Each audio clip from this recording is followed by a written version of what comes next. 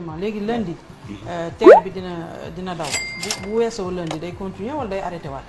non ci information yi nekk à ma disposition. xam nga bu ñu réceptionné terre bi aussi duñ ko réceptionné lundi rek mu daal di commencé daw. am na benn séquence.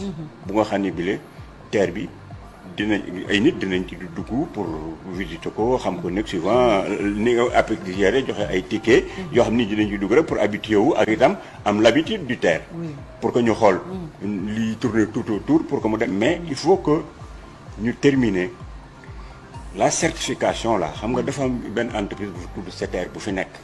boo xam ne bii moom mooy certifié. gis nga su paree fi ne nii moom. le 27 bi moom moo ko permettre.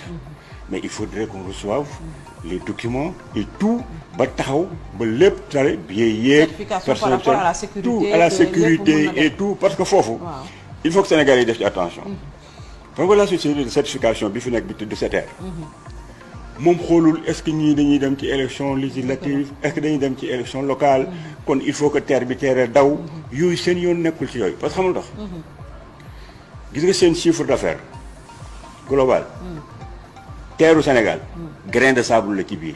du ñu hypothéquer ñooñu ay fi entreprise française lañ c'est les meilleurs du monde. gis nga terre bi daf ci am loo xam ne gis nga les 3 entreprises yi ci nekk.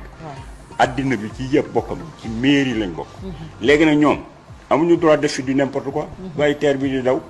ca affaire sécurité bi gis nga bu ñu fi amee le plus petit incident.